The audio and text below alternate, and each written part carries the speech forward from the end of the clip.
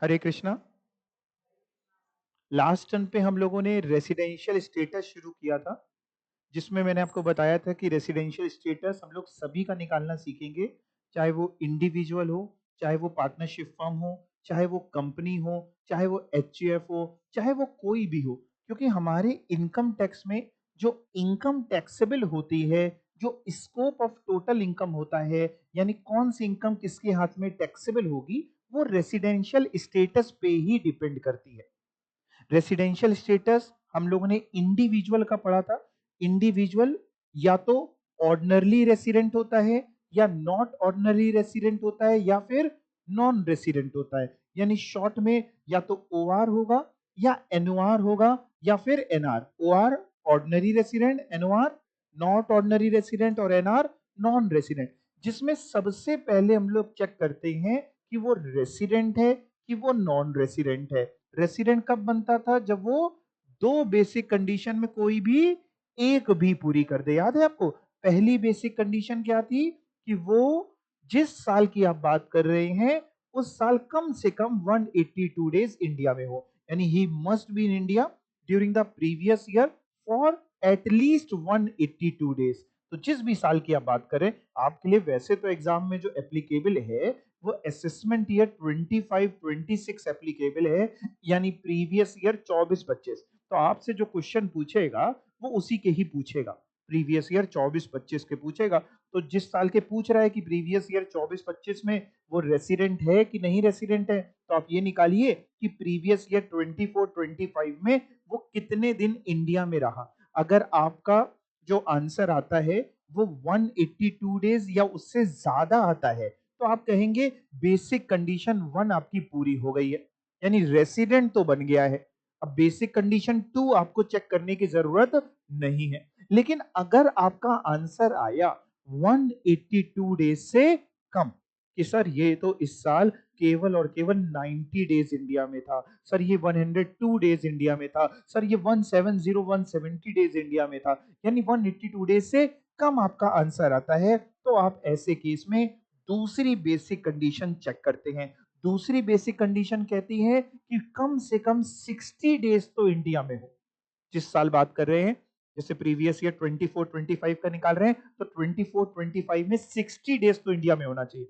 And preceding 4 previous year में, पिछले 4 सालों का टोटल कम से कम 365 होना चाहिए। तो जैसे अगर 24-25 की बात करें, तो 24-25 में 60 तो हुई, और पिछले 4 सालों में यानी 23-24, 22-23, 21-22 एंड 20-21, जो लगातार पीछे 4 साल हैं, उनमें जो जो दिन इंडिया में रहा हम उनका टोटल करेंगे।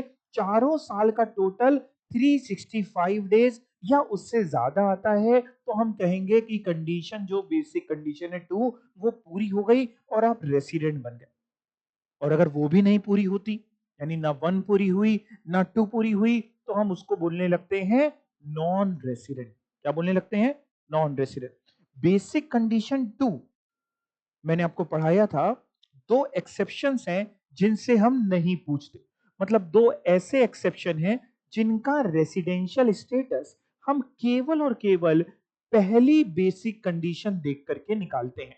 उनसे बेसिक कंडीशन 2 पूछते ही नहीं है।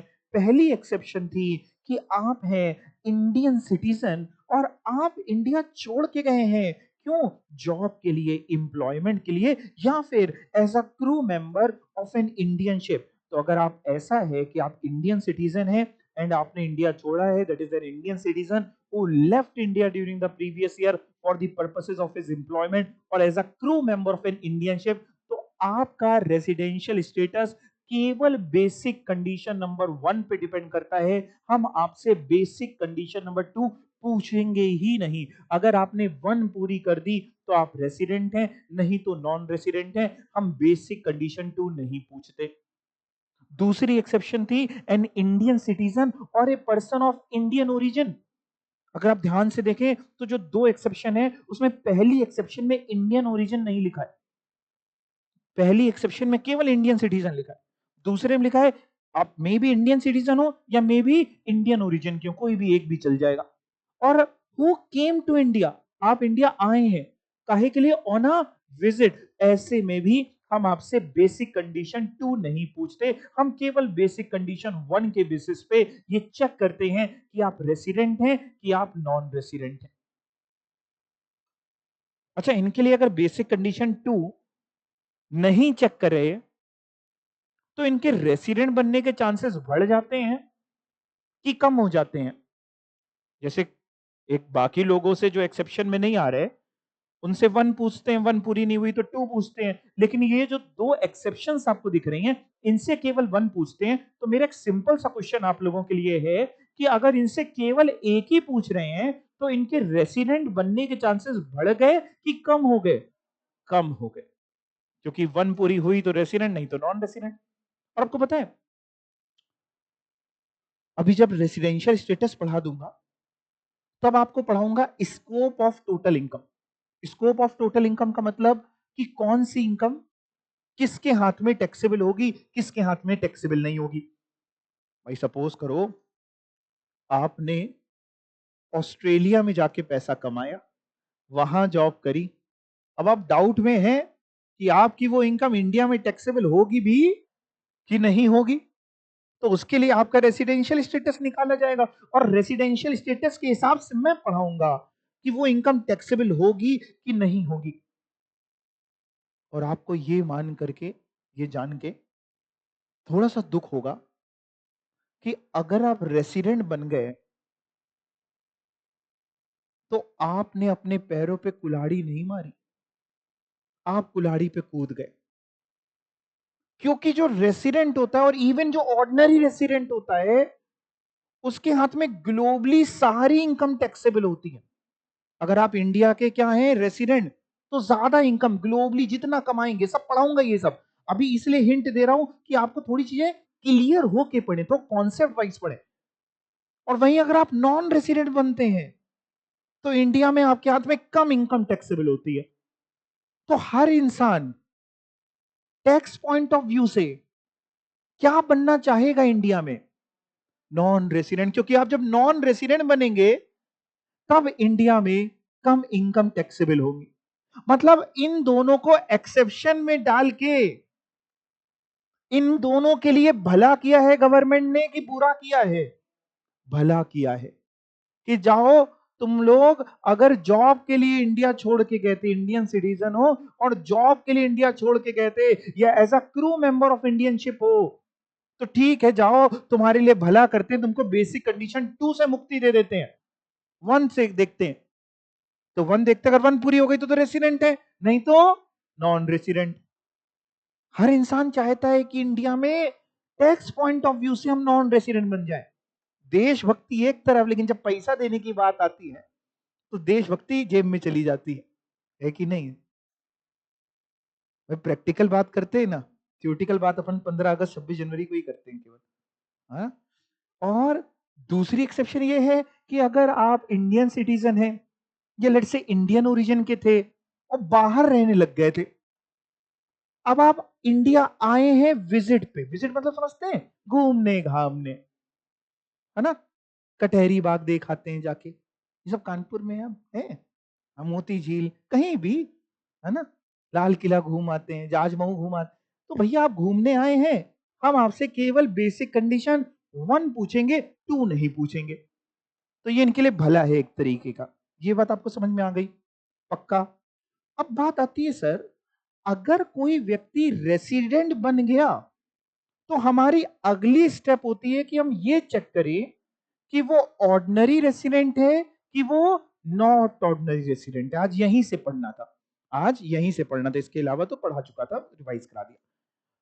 ऑर्डिनरी है कि नॉट ऑर्डिनरी, यानी सर अगर नॉन रेसिडेंट होता तो हम आगे उससे कुछ पूछते नहीं। नॉन रेसिडेंट का तो फर्दर सर कोई बाइफरकेशन है नहीं, बिल्कुल नहीं है बेटा। लेकिन सर अगर वो इंडिविजुअल रेसिडेंट निकल आया, तो सर हमें चेक करना पड़ेगा कि वो ऑर्डिनरली रेसिडेंट है कि वो नॉट ऑर्डिनरली रेसिडेंट है। ऑर्डिनरली रेसिडेंट मतलब आमतौर पे रेसिडेंट ही रहता है। नॉट ऑर्डिनरली रेसिडेंट मतलब कहीं गलती से तो नहीं बन गया इस बार रेसिडेंट, जो मैंने आपको एग्जाम्पल पढ़ाई वाला दिया था कि मम्मी पापा ने आपके रूम में एंटर किया तो आप पढ़ते मिल गए, तो वो क्या कहते हैं, आज सूरज कहीं और से निकला है क्या? यानी आप आमतौर पे नहीं पढ़ते। और जो बच्चा आमतौर पे पढ़ता है कि हाँ बच्चा पढ़ रहा होगा, बच्चा पढ़ रहा, वैसे ही अगर कोई रेसिडेंट बनता है तो हम ये भी चेक करते हैं कि वो ओआर है कि वो एनओआर है। इससे भी फर्क पड़ता है इनकम पे। जब आपको टैक्सेबिलिटी सिखाऊंगा तो बताऊंगा कि ओआर के हाथ में ज्यादा इनकम टैक्सेबल होती है, एनओआर के हाथ में थोड़ी कम इनकम टैक्सेबल होती है, और एनआर के हाथ में तो बहुत कम टैक्सेबल होती है। बात समझ पा रहे हैं? मैं एक बार फिर से रिपीट कर रहा हूं, जो ओआर बन गया उसके हाथ में बहुत सारी इनकम टैक्सेबल होती है, ग्लोबली सारी इनकम। एनओआर के हाथ में थोड़ी कम। ये सब सिखाऊंगा, कौन सी थोड़ी कम अभी बोल रहा हूं लेमैन की तरह। जब आप सीख जाएंगे तो फिर हम लोग ये थोड़ा वर्ड थोड़ा ना यूज करेंगे, हम लोग को इनकम यूज करेंगे, सब आ जाएगा हम लोगों को। और एनआर है तो और कम। तो साहब चेक करना पड़ेगा, आप रेसिडेंट अगर हैं तो हम चेक करेंगे कि आप ओआर हैं कि एनओआर है। आप ऑर्डिनरी रेसिडेंट तब कहलाएंगे, रेसिडेंट तो बन गए तभी हम चेक करेंगे ऑर्डिनरी नॉट ऑर्डिनरी। आप ऑर्डिनरी रेसिडेंट तब कहलाएंगे जब दो एडिशनल कंडीशंस पूरी करेंगे। कितनी? दो। दोनों की दोनों अगर पूरी करोगे तो ओआर होगे, नहीं तो एनओआर होगे। एडिशनल कंडीशन वो क्या है वो भी सुन लो, फिर पढ़ना बचेगा। दो एडिशनल कंडीशन ये है। पहली एडिशनल कंडीशन कि साहब पिछले 7 सालों में, 7 इयर्स में आप एटलीस्ट 730 डेज इंडिया में होने चाहिए। कितने दिन? 730 दिन। याद करने के लिए 365 होते हैं एक साल में दिन, उसका दुगना होता है 730। ये याद करने के लिए, लिखना नहीं कहीं पे, ये आपके रिटेन रहेगी 730। तो पिछले 7 सालों में कम से कम 730 दिन इंडिया में होने चाहिए। और एक और जो एडिशनल कंडीशन है वो ये है कि पिछले 10 सालों में, पिछले 10 सालों में कम से कम 2 साल तुम रेसिडेंट होने चाहिए। पिछले 10 सालों में 2 साल resident. He must be resident in any of the 2 previous year immediately preceding 10 previous year। पिछले 10 सालों में किन्हीं भी 2 साल कम से कम रेसिडेंट हो, एंड पिछले 7 सालों में 730 दिन आप इंडिया में हो। अगर ये दोनों की दोनों एडिशनल कंडीशन, इसको हम लोग क्या बोल रहे हैं, जब मैं एडिशनल कंडीशन बोलूंगा तो आप समझ जाएंगे कि मैं इसकी बात कर रहा हूं। एडिशनल कंडीशन देखो मैंने सब में नाम दिया हुआ है, ताकि मैं जब भी बोलूं तो आप कंफ्यूज ना हो। इनको हम लोग बोलते हैं एडिशनल कंडीशन। एडिशनल कंडीशन से पता चलता है कि तुम ओआर हो कि तुम एनओआर हो। और जब मैं बेसिक कंडीशन बोलूंगा तो आप क्या समझोगे, बेसिक से आप ये वाली सीखोगे, ये वाली समझोगे।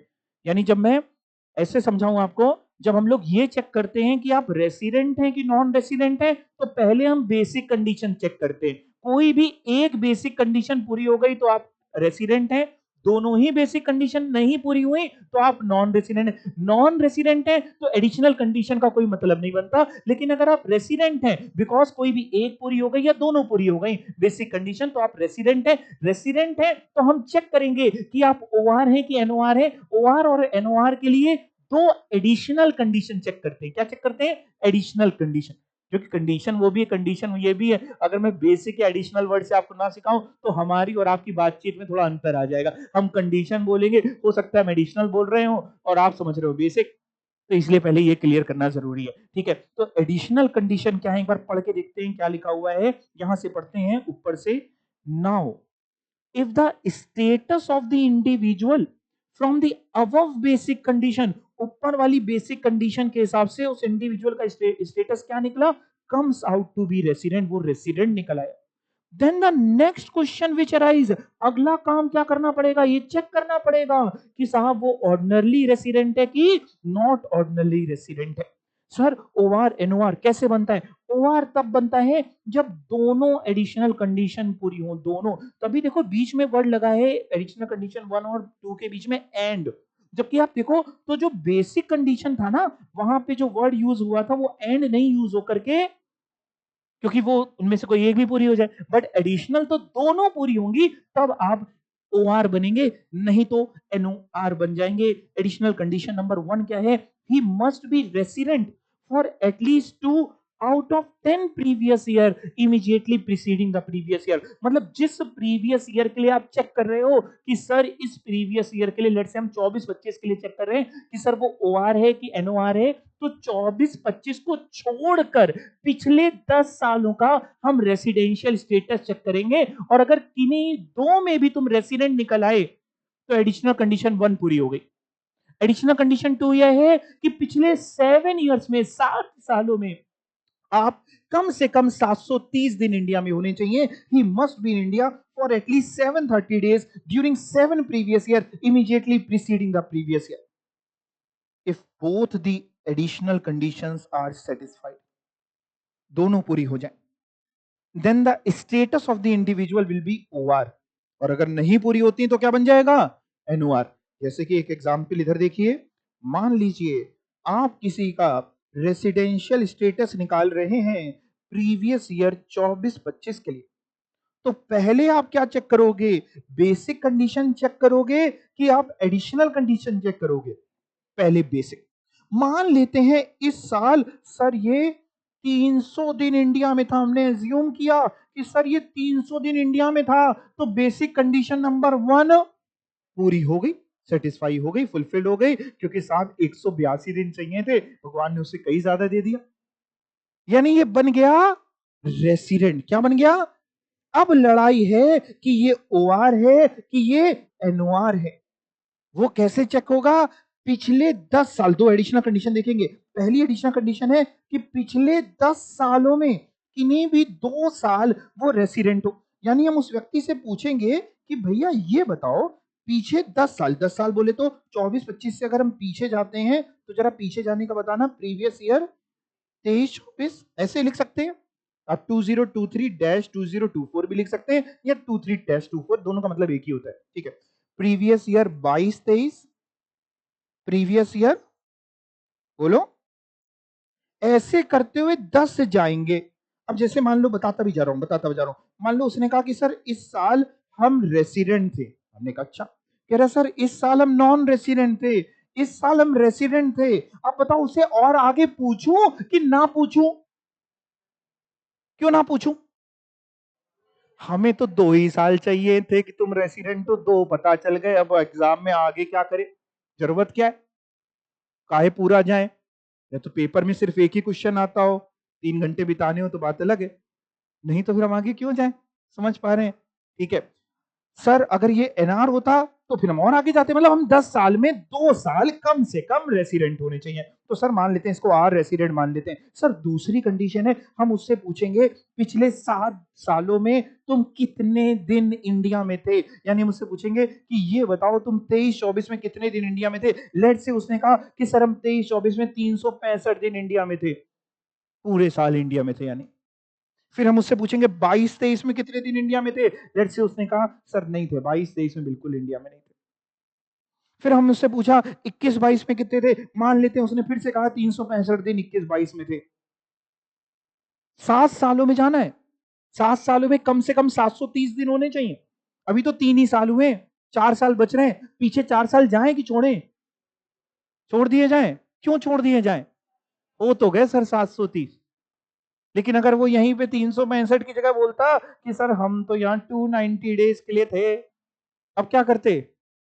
नॉन रेसिडेंट बोल देते। नॉन रेसिडेंट तो कभी बनता ही नहीं, रेसिडेंट बना तभी तो यहां तक पहुंचा। एडिशनल में पहुंचे हैं तो रेसिडेंट बन के पहुंचे, या तो ओआर बनेगा या एनओआर बनेगा। एनआर तो बन ही नहीं सकता। एनआर मतलब नॉन रेसिडेंट, एनओआर मतलब नॉट ऑर्डिनरी रेसिडेंट, ओआर मतलब, तो अगर एडिशनल कंडीशन तक पहुंचा है कोई व्यक्ति तो एनआर का तो मतलब ही नहीं, एनआर होता तो पहले ही खत्म हो जाता। तो एनओआर बोल दें, ये तो हाँ बोलो या ना बोलो, एनओआर बोल दे। नहीं सर आपको चेक करने हैं पीछे 7 साल, अभी तो 3 ही हुए हैं सर, अभी कैसे बोल दे? तो उससे और पीछे का डेटा मांगेंगे। मान लो उसने कहा कि सर सर हम प्रीवियस ईयर 20-21 में 100 दिन के लिए इंडिया में थे, और मांगे आगे और जाए, क्यों? हो गए 730, कम से कम चाहिए, उससे ज्यादा ही निकल आएगा, आप चेक करेंगे तो। समझ पा रहे हैं क्या होने वाला है? पक्का? कोई टेंशन किसी को नहीं? अब मैं आपको दोबारा इलस्ट्रेशन 1 पे लेके जाता हूं, जो आपने लास्ट टर्न पे किया था। सर दोबारा क्यों करने वाले हैं? दोबारा इसलिए करने वाले हैं क्योंकि लास्ट टर्न तक तो आपने सीखा था कि ये रेसिडेंट क्या होता है, नॉन रेसिडेंट क्या होता है, एडिशनल कंडीशन पड़ी ही नहीं थी। तो आपने केवल ये बताया था कि रेसिडेंट है कि नॉन रेसिडेंट है। आज आप क्या बताने वाले हो? आज आप ये बताने वाले हो कि ओआर है कि एनओआर है कि एनआर है। एग्जाम में ये बता के आना है। यानी पहले बेसिक से शुरू करते हुए, तो पहला वाला जो क्वेश्चन था, एक बार मैं फिर से पढ़ देता हूं। मिस्टर एक्स लेफ्ट इंडिया मतलब इंडिया आया कि इंडिया से गया?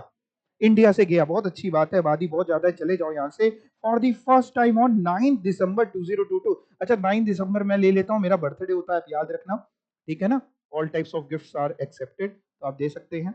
Mister X left India for the first time on 9 December 2022 during the financial year 24-25. He came to India once on 27th of May for a period of 59 days. यानी 9 December 2022 को चले गए थे, वापसी आए हैं 2024-2025 में, और 27 मई को आए थे, वो भी 59 डेज के लिए आए हैं। हमें रेसिडेंशियल स्टेटस बताना था, तो रेसिडेंट है कि नॉन रेसिडेंट है? बेसिक कंडीशन पहली वाली पूरी हो रही है, answer is no. Basic condition दूसरी वाली पूरी हो रही है, आंसर इज नो। पहली वाली में था कम से कम 182 डेज होने चाहिए, तो 59 डेज है। दूसरी में था कि कम से कम इस साल 60 तो होने चाहिए, और पिछले 4 सालों में 365, तो 59 है। तो ना ही बेसिक कंडीशन 1 पूरी हुई, ना ही बेसिक कंडीशन 2 पूरी हुई, इसलिए क्या बन गया? Non resident. और अगर नॉन रेसिडेंट बन गया तो एडिशनल कंडीशन का कोई मतलब नहीं बनता, ठीक है? ओके, इलस्ट्रेशन 2 भी सर हम लोग ने लास्ट टर्न पे कर लिया था, बिल्कुल कर लिया था बेटा, लेकिन हम दोबारा करेंगे, ये भी तो चेक करेंगे कि ये अगर रेसिडेंट है तो ओआर है कि एनओआर है।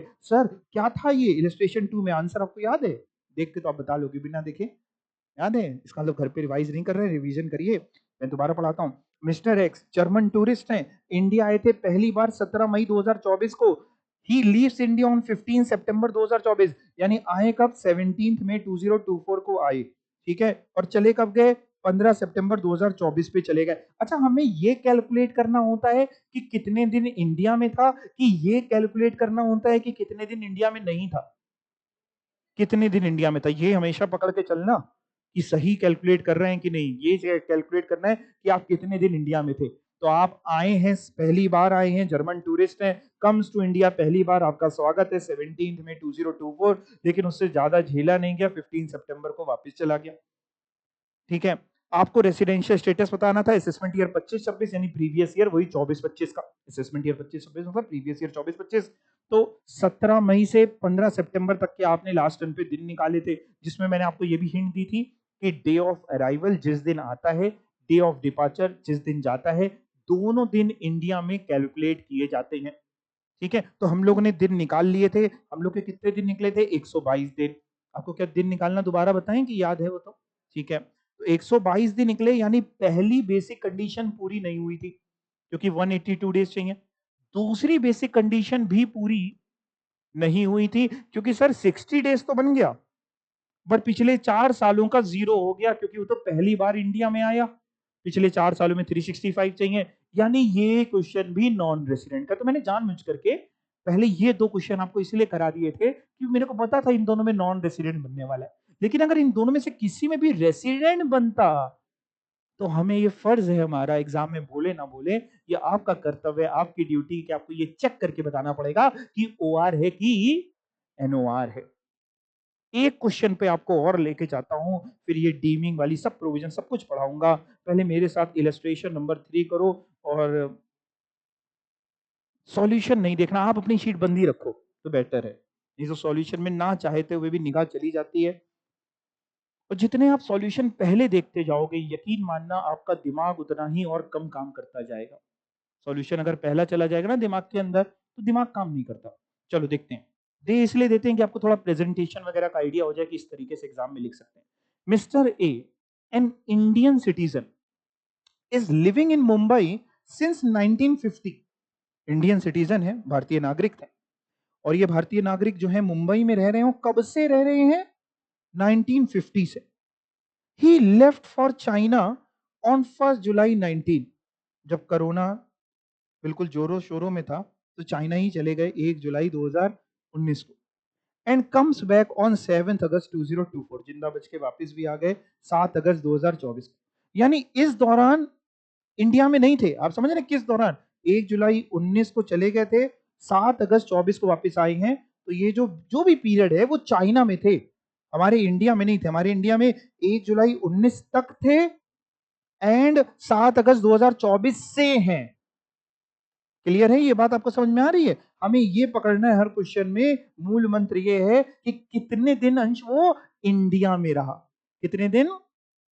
हाँ, अंश तो इनका नाम, बाकी अंश इससे कोई लेना देना नहीं है, ठीक है। Determine his residential status for the assessment year 25-26। तो अगर हम आंसर ना चेक करें, हम इधर आ जाएं, असेसमेंट ईयर, आप भी हेल्प करिएगा 25-26, क्योंकि क्वेश्चन आप ही का है, मैं आपकी हेल्प कर रहा हूं वैसे तो। इसका निकालना है, मतलब प्रीवियस ईयर कौन सा निकालना है? 24-25, वेरी गुड। 24-25 में हमें यह चेक करना है साहब कि ये कितने दिन इंडिया में थे, तभी तो पता चलेगा कि बेसिक कंडीशन 1 पूरी कर रहे हैं कि नहीं, 2 पूरी कर रहे हैं कि नहीं। 24-25 सर, ये तो 2019 में चाइना चले गए थे, बहुत बढ़िया सर। वापिस आए हैं 7 अगस्त 2024 को, उसके बाद वापिस नहीं गए फिर चाइना, फिर ये इंडिया ही में बस गए।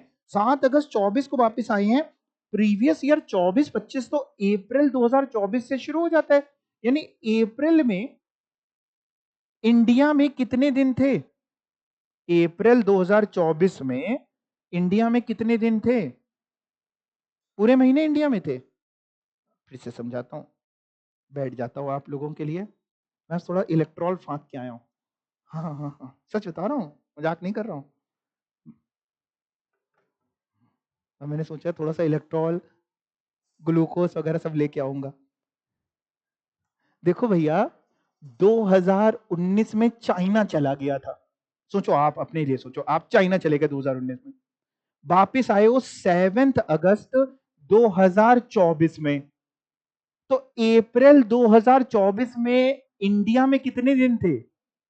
नहीं थे। यही तो पूछ रहे थे आप लोग, कह रहे 30 दिन थे। यही तो पूछ रहे थे, इसी में पहले दिमाग लगा लें, है ना? तो शायद हम 1-2 महीना और जी जाएंगे ना। हाँ, इसी बैच में जान ना निकलवा लेना। तो अप्रैल में इंडिया में नहीं थे, मई में इंडिया में थे, जून, जुलाई, अगस्त में थे।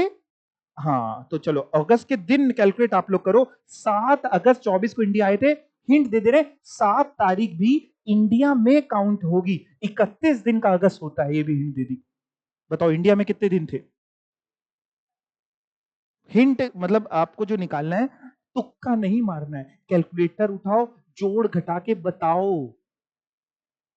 25 ऐसे बताओ ना, कैसे निकला? 31 डेज का अगस्त था, 6 दिन हटा दिए। 6 क्यों हटाए, 7 क्यों नहीं हटाए? 7 अगस्त को आया था तो 7 तारीख इंडिया में इंक्लूड होनी थी। 31 दिन का होता है, 31 में अगर 6 माइनस करेंगे तो 25 दिन। अगस्त के बाद कौन सा महीना आता है? इसके बाद तो इंडिया छोड़ के फिर गए नहीं, इसके बाद तो इंडिया छोड़ के गए नहीं। तो हमें कहां तक का निकालना होगा? मार्च तक का भाई। प्रीवियस ईयर 24-25 मतलब मार्च 25 तक। आप कैलकुलेट करके दिन बता पाओगे? बिना सॉल्यूशन देखे सही सही देखते कौन बच्चा बताता है? कीर्ति करिए। ओके, बाकी बच्चे कॉपी में करिए। कॉपी है आपके पास? हाँ तो निकालो बेटा, किस बात की देरी है? कॉपी में लिख के करो।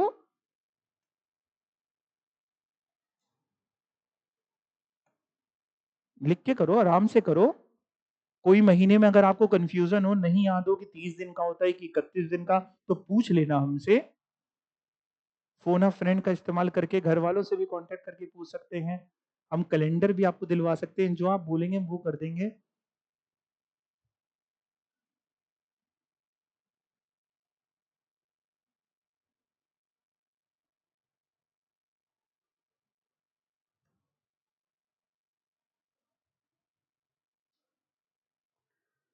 देखते हैं कौन सा बच्चा पहले बताएगा।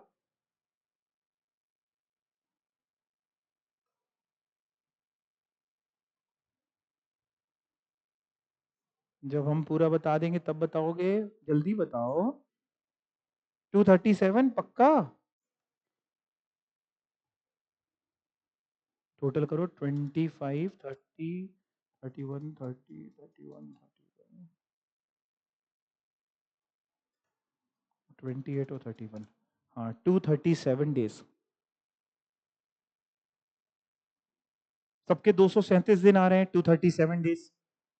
इसका मतलब ये हुआ कि बेसिक कंडीशन 1, मैं इतना बोलता हूं तो इस उम्मीद बोलता हूं कि आगे आप बोलोगे, इतना जोश बोलता हूं कि इसका मतलब ये हुआ बेसिक कंडीशन 1। हाँ यही बस बोलना था आपको कि सेटिस्फाई हो गई, पूरी हो गई, कुछ ऐसा, मतलब बेसिक कंडीशन 1। सर आगे याद नहीं आ रहा क्या?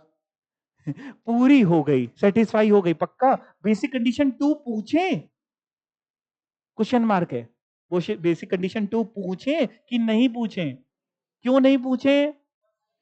एक ही पूरी हो गई, दूसरे की क्या मतलब है? यानी ये रेसिडेंट तो बन गया है। अब अपने को चेक करना पड़ेगा कि ये ओआर है कि एनओआर है। वापिस क्वेश्चन में आते हैं, पहले इतना आंसर आपको पढ़ाते हैं कि साहब ये रेसिडेंट तो बन गया। पढ़ के देखो आंसर जरा। मिस्टर ए हैज स्टेट, केवल यहीं पे पढ़ना मेरे साथ शीट में, नहीं तो तुम लोग पीछे पलट के देख लोगे। इन इंडिया फॉर 237 डेज, यानी अगस्त के इतने दिन, सितंबर के इतने, that is so he satisfied first basic condition, यानी रेसिडेंट बन गया है। अब चेक करना है एडिशनल कंडीशंस पूरी हो रही है कि नहीं। अगर दोनों की दोनों एडिशनल कंडीशन पूरी हो जाएगी तो वो ऑर्डिनरी रेसिडेंट है, नहीं तो वो नॉट ऑर्डिनरी रेसिडेंट है। दो एडिशनल कंडीशन क्या थी? पहली क्या थी? पिछले 10 सालों में किसी भी 2 साल कम से कम वो रेसिडेंट हो। दूसरी क्या थी? 730 डेज हो, कितने सालों में? 7 सालों में। तो प्लीज आप करके बताइए, ऑनेस्टी के साथ करिएगा, बिना आंसर चेक करे, और बताइए एडिशनल कंडीशन पूरी हो रही कि नहीं। अगर आप कहोगे सर दोनों एडिशनल कंडीशन पूरी हो गई तो हम कहेंगे ओआर है, अगर आप कहेंगे सर नहीं पूरी हुई तो हम एनओआर बोल देंगे।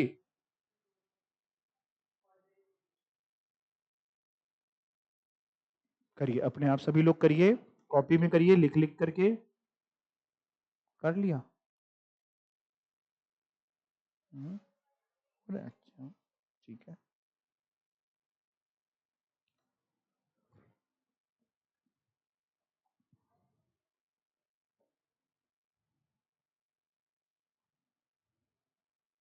2019 से पहले कभी इंडिया छोड़ के गया नहीं था, मुंबई में रह रहा था 1950 से। बस हिंट के तौर पे बता रहा हूँ, बाकी करिए अपने आप, कोई जल्दी नहीं है। 2019 से पहले इंडिया में ही रहता था। लोग कहते थे तुम इंडिया लायक नहीं हो, इंडिया छोड़ के चले जाओ इससे, लेकिन ये जाता नहीं था।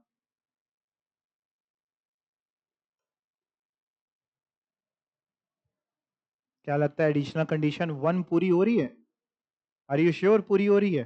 पूरी हो रही। 2019 से पहले तो आप देखेंगे तो रेसिडेंट ही है ना। 10 साल पीछे जा रहे हैं तो 10 साल में तो यही आ जाएगा। और 7 साल में 730 दिन बन जाएंगे, बन जाएंगे।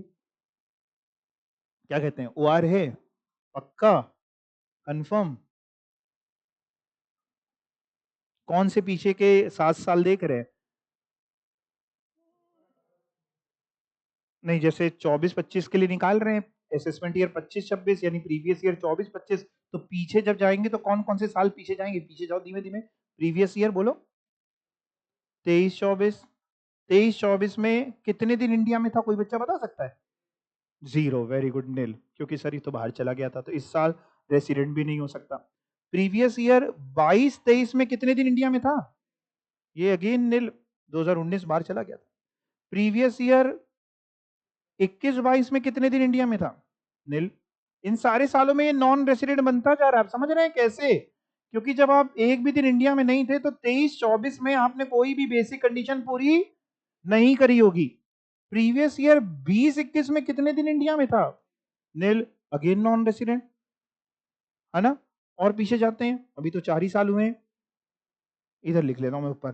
प्रीवियस ईयर 19-20 में, 20-21 के बाद 19-20 में क्या इंडिया में था कि नील था? बिल्कुल इंडिया में था, क्योंकि 1 जुलाई 19 को इंडिया छोड़ के गया था। यानी अप्रैल 2019 में पूरा इंडिया में था, मई 19 में था, जून 19 में था, और जुलाई का एक दिन। तो अप्रैल का 30 दिन जोड़िए जरा, अप्रैल का 30, मई का 31 जोड़िए, जून का 30, जुलाई का 1, 92 डेज इंडिया में था। प्रीवियस ईयर और पीछे जाते हैं, 18-19 में कितने दिन इंडिया में था? पूरा 365। इसके बाद पहले तो पूरा ही 365 था। ऐसे ही अगर प्रीवियस ईयर 17-18 कर लेते हैं तो 365। सर पहले तो 7 साल में 730 दिन, एक बार चेक करो ना, 7 साल में 730 दिन, 7 साल हो रहे हैं क्या? 1 2 3 4 5 6 7, इससे पीछे मैं नहीं गया, 1780 से पीछे नहीं गया। सर टोटल करो, ये तो 000 और 92 प्लस 365 प्लस 365, क्या 730 दिन से ज्यादा होते हैं? हाँ जी ज्यादा होते हैं। कितने होते हैं? 822। तो एडिशनल कंडीशन 2 तो पूरी हो गई, मतलब 7 सालों में 730 दिन चाहिए, वो तो मिल गए। अब बात आती है कि किसी 10 सालों में, किसी भी 2 साल, 10 सालों में किसी भी 2 साल रेसिडेंट हो, तो भैया ये तो नॉन रेसिडेंट मैंने लिख ही दिया, इसमें तो कोई कंफ्यूजन ही नहीं थी, जब तुम इंडिया में थे ही नहीं तो नॉन रेसिडेंट।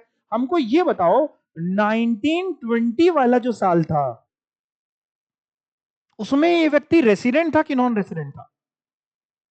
18 19 17 18 का मैं बता देता हूं। 18 19 17 18 में तो ये रेसिडेंट था, क्योंकि 365 दिन तुम इंडिया में थे, तो 18 19 में तुम बेसिक कंडीशन 1 पूरी कर रहे थे, 17 18 में भी तुम बेसिक कंडीशन 1 पूरी कर रहे थे। पिछले 3 साल अगर और चले जाएं, क्योंकि वैसे तो 10 साल जाने, तो अभी 7 ही साल लिखे, 3 साल और लिखे, तो उन तीनों में भी तुम रेसिडेंट थे। तो वैसे तो तुमने पूरी कर दी है, 10 सालों में 2 साल चाहिए, तुम उससे ज्यादा ही रेसिडेंट थे। लेकिन मैं पूछना चाह रहा हूं आप ये चेक करने के लिए कि तुम लोग को आया कितना समझ में, हमको बताओ 92 जब था ना इस साल, तो वो रेसिडेंट था कि नॉन रेसिडेंट था? कैसे? कौन सी बेसिक कंडीशन? पहली तो पूरी हुई नहीं, सेकंड पूरी हो गई। सेकंड में क्या था बेसिक कंडीशन 2 में? 60 होने चाहिए, 60 तो है, और पिछले 4 सालों का टोटल 365, तो पिछले 4 सालों में हर साल 365 दिन है, यानी ये जो 92 वाला था इसमें भी रेसिडेंट ही था। समझ पा रहे हैं बात को? पक्का? तो बिल्कुल ठीक है। सही आंसर क्या हुआ? ओ आर की एन ओ आर? बोलो। O are. अब आंसर आप पढ़ के देखो एग्जाम में कैसे प्रेजेंट करोगे। Therefore, Mr. A shall be resident in India. Resident तो निकल आया। अब keeping in view of the facts given case, of the given case, Mr. A also satisfied two additional condition, namely कौन कौन सी दो एडिशनल कंडीशन? पहली condition कि he is resident in India out of 10 previous year preceding the relevant previous year, जिसमें हम लोगों ने previous year लिखे 23 24, 24 25 का निकाल रहे थे, पीछे गए 23 24, उसमें कितने दिन इंडिया में रहा? Stay in previous year nil, stay during 4 previous year. Sir जब नील ही रहा तो हमने ये डैश पता है क्यों किया? ये 4 पिछले प्रीवियस ईयर का हम करेंगे ही क्या, जब तुम इस साल ही नहीं 60 डेज थे, तो बेसिक कंडीशन 1 भी नहीं पूरी है, 2 भी नहीं पूरी, इसलिए मैंने डैश कर दिया। ठीक है, ये ने इसने कौन सी बेसिक कंडीशन पूरी करी? कोई नहीं, यानी इस साल वो क्या बन गया? Non resident. सेम तरीके से 23 22 23 में नील डैश नन नॉन रेसिडेंट, नील डैश नन, ये पहले के 4 सालों में तुम थे ही नहीं इंडिया में, तो नॉन रेसिडेंट। 19 20 में आपने बिल्कुल ठीक बताया, 92 डेज इंडिया में, जब 92 डेज है तो हमारे दिल में एक उम्मीद जागी कि हो सकता है बेसिक कंडीशन 2 पूरी कर दे। बेसिक कंडीशन 2 के लिए पिछले 4 सालों में कम से कम 365 दिन चाहिए, इससे पहले वो इंडिया से बाहर गया ही नहीं था। तो वैसे तो 365 दिन इंटू 4, हर साल में 365 दिन भी अगर मान ले तो वैसे तो 1460 दिन होते हैं, हमें 365 चाहिए, हमने 365 लिख दिया। हम कौन कैलकुलेट करेगा बैठ करके? हमें तो पता है 365 ज्यादा ही है, वो चाहिए, वो मिल गया, यानी सेकंड बेसिक कंडीशन पूरी हुई, तो ये क्या बन गया महाशय? रेसिडेंट। उसके बाद हम फिर एक साल पीछे गए 18 19 में, 18 19 में 365 दिन था, पिछले 4 सालों में 365 था, लेकिन चाहिए नहीं था 4 साल वाला, क्योंकि पहली बेसिक कंडीशन पूरी हो गई, तो क्या बन गया? रेसिडेंट। आप देखिए हमें जाना चाहिए था 10 साल, लेकिन अगर आप ध्यान से देखें तो हमने जो आंसर में भी लिखा 1 2 3 4 5 6, पीछे 4 साल क्यों नहीं लिखे? 10 साल लिखने थे, 6 क्यों लिखे? 4 और क्यों नहीं लिखे? 10 साल। हाँ, थोड़ा तेज बोलेंगे तो शायद हमको सुनाई दे जाएगा, बोले। हाँ, 2 साल रेसिडेंट हो गया, हमें 10 साल में 2 साल रेसिडेंट चाहिए, तो सर 4 साल को क्यों ही लिखे फालतू में एग्जाम में? लिखते भी तो भी रेसिडेंट आता है, ऐसा नहीं कि लिखेंगे तो वहां काट देगा उठा करके कि क्यों लिख दिया। बट हम आपको थोड़ा सा बता रहे स्मार्ट वे, भाई पेपर में आपके पास 3 घंटे में पूरा पेपर कंप्लीट करना है, तो जहां 2 साल निकल आया रेसिडेंट, वहां आगे लिखने का कोई मतलब नहीं बनता। समझ रहे हैं बात को? अब दूसरी बेसिक कंडीशन चेक तो करानी पड़ेगी, दिखानी तो पड़ेगी एग्जाम में, his stay in India is also more than 730 days in 7 previous year preceding the relevant previous year. तो भैया अगर आप ध्यान से देखें तो हर साल वो नील था, फिर 92 365 365, यानी 7 साल टोटल 822 दिन होता हुआ, इसलिए हमने कह दिया कि वो रेसिडेंट है और ऑर्डिनरी रेसिडेंट है, क्योंकि उसने दोनों बेसिक कंडीशन के लिए, मतलब दोनों एडिशनल कंडीशन जो है वो पूरी कर दी। बोलो, क्लियर है? क्वेश्चन सबको समझ में आ गया? अब कोई डाउट तो नहीं है? ठीक है, अब बात करते हैं थोड़ा सा और आगे।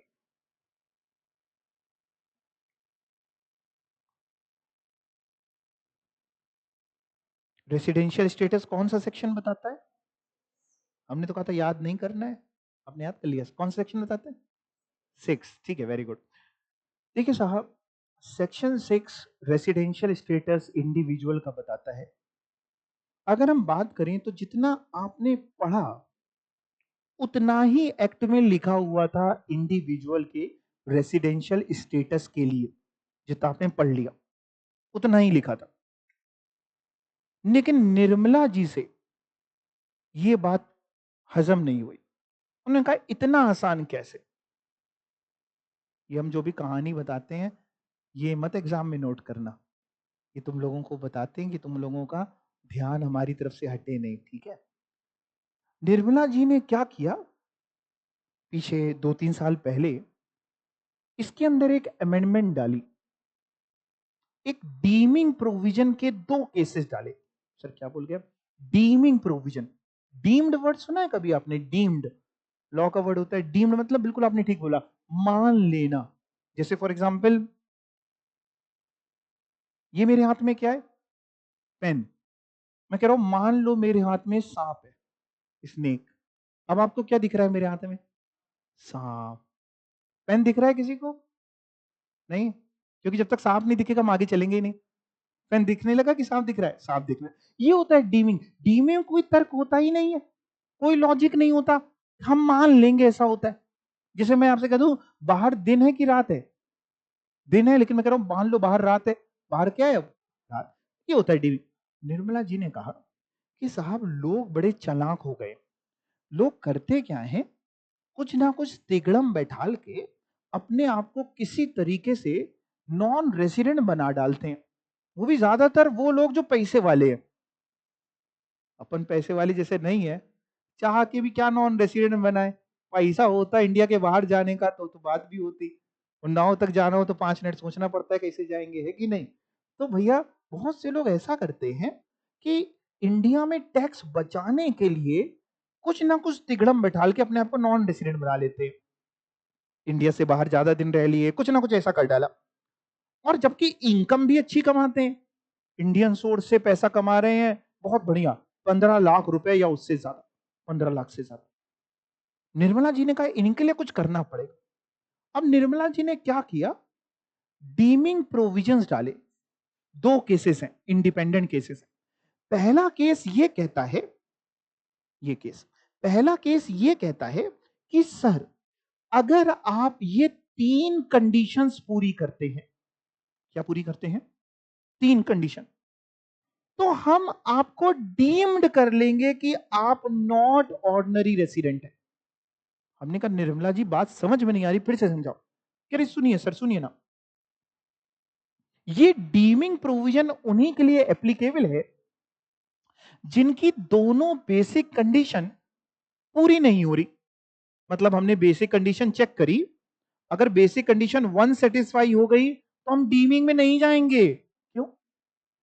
रेसिडेंट तो बन गया, बेसिक कंडीशन 1 पूरी हो गई, रेसिडेंट बन गया, हम डीमिंग में आने का मतलब ही नहीं है।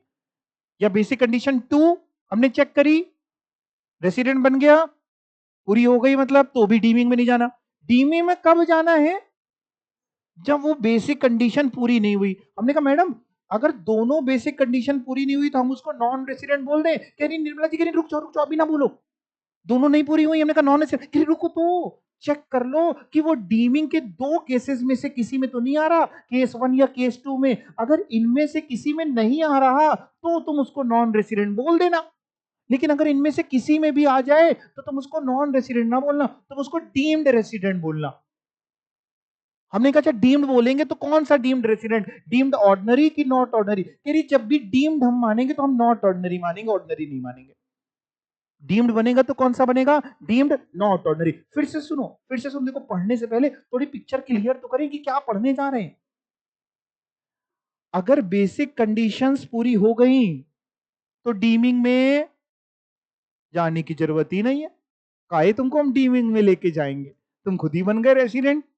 डीमिंग तो किन के लिए डाली गई? जो बेसिक कंडीशंस पूरी नहीं कर रहे थे, कुछ तिकड़म बैठाल करके बेसिक कंडीशन से बच जाते थे। तो जैसे अगर तुम्हारे लिए बेसिक कंडीशन 1 चेक करी, पूरी हो गई, डीमिंग में नहीं जाना। 1 पूरी नहीं हुई तो कौन सी चेक करते हैं?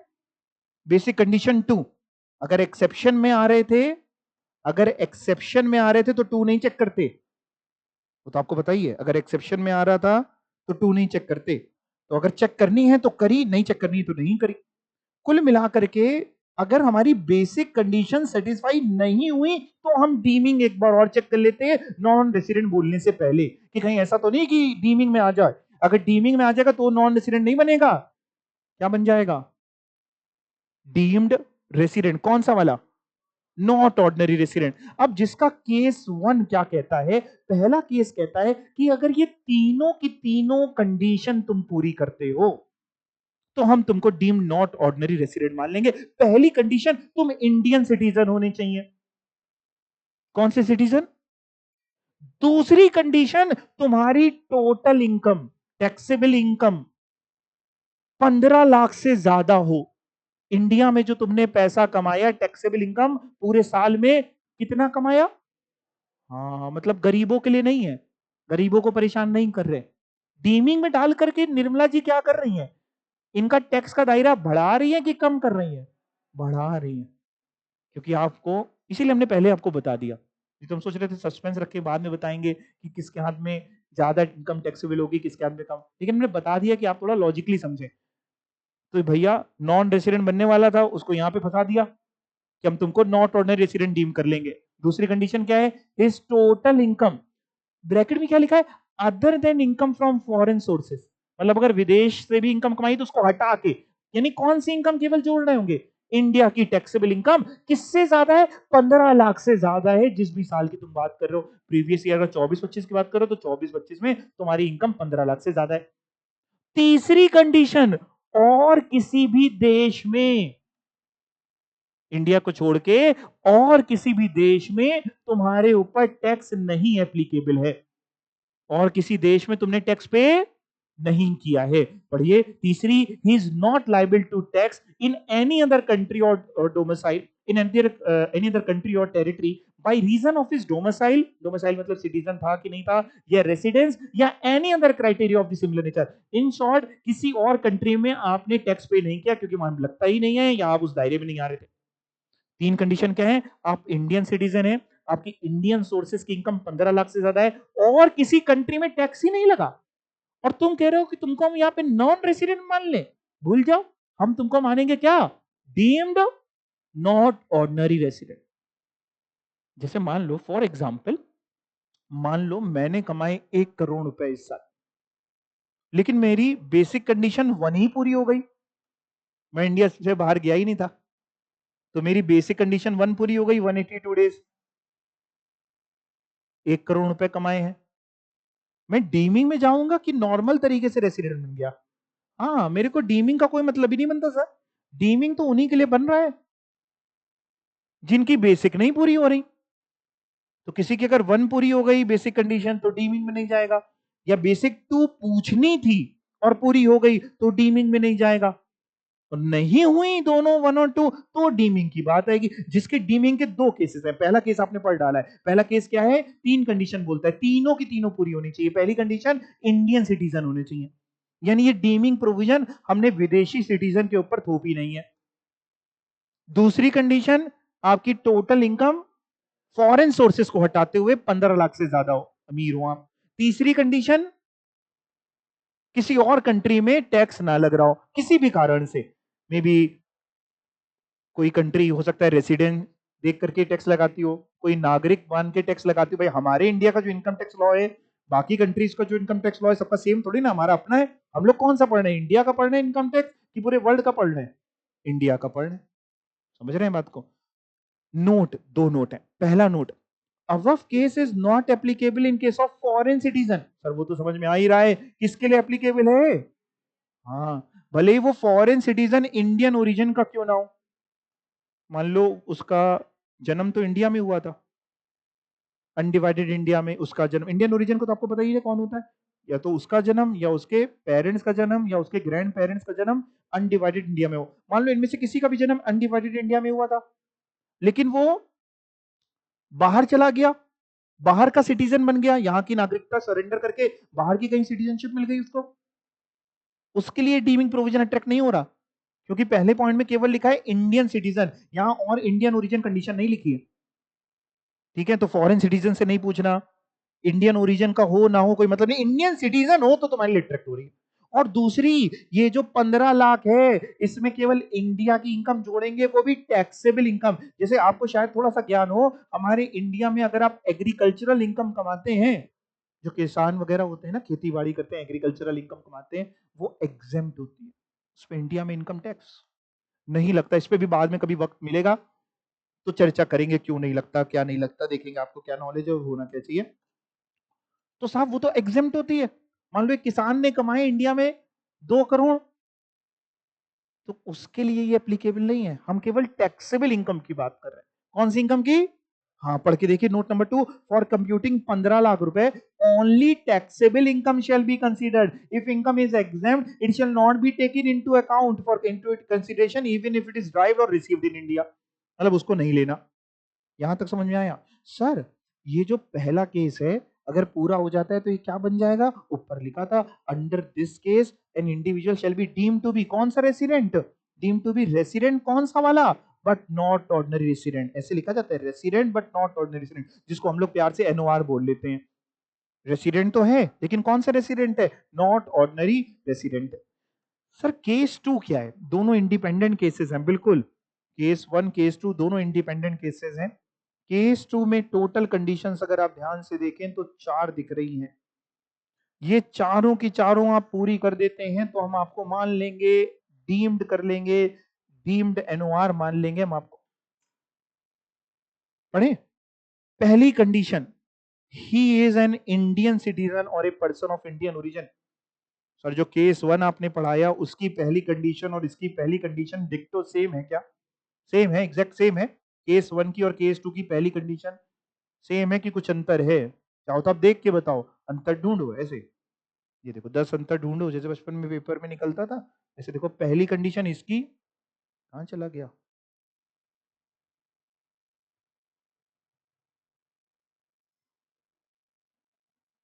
तब तक तुम लोग बोल भी सकते हो अगर पढ़ लिया हो तो। अंतर है कि सेम है? हैं? डिफरेंट है, क्या डिफरेंस है? हाँ, इसमें केवल इंडियन सिटीजन लिखा है और दूसरे केस में लिखा है इंडियन सिटीजन या पर्सन ऑफ इंडियन ओरिजिन। ठीक। दूसरी condition, his total income other than income from foreign sources exceed 15 lakh during the relevant previous year। Same है कि अलग है? सेम है, दूसरी तो सेम ही है सर। तीसरी, he comes to India on a visit during the relevant previous year। हाँ, घूमने आए हो।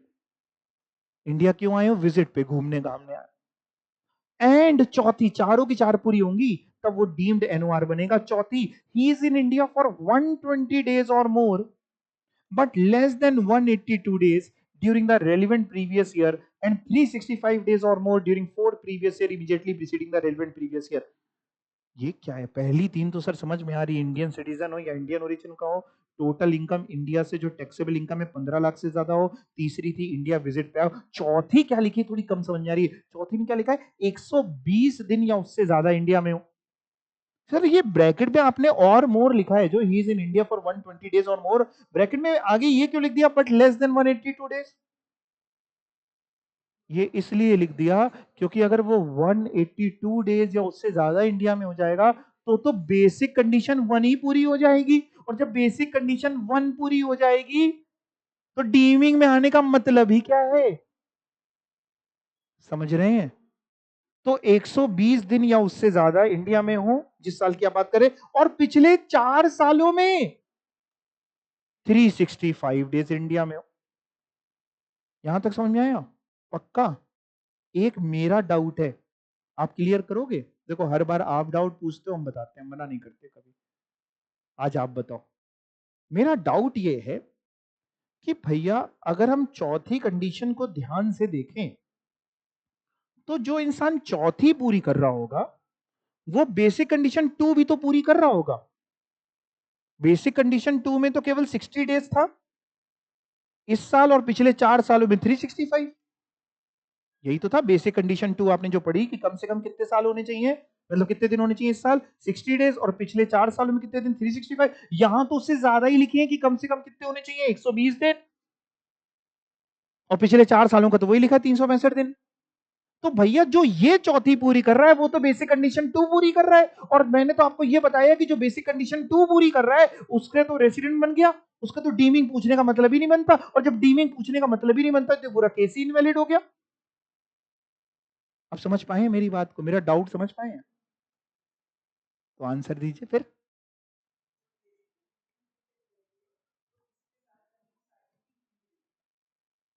जब बेसिक कंडीशन 2 देखेंगे तो इसके साथ वाली 3 कहां देखेंगे? ऐसा तो हमने नहीं पढ़ा है, ऐसा तो हमने डीमिंग में ही पढ़ाया। गलत आंसर, हम सेटिस्फाई नहीं आपके आंसर से। हाँ हाँ, उस व्यक्ति से आप सोचो ना, उस व्यक्ति से बेसिक कंडीशन 2 पूछते ही नहीं है, वो तो एक्सेप्शन में था। देखो यहां क्या लिखा है, ध्यान से गौर करो, लिखा है इंडियन सिटीजन हो या इंडियन ओरिजिन का हो जो इंडिया आया है विजिट पे।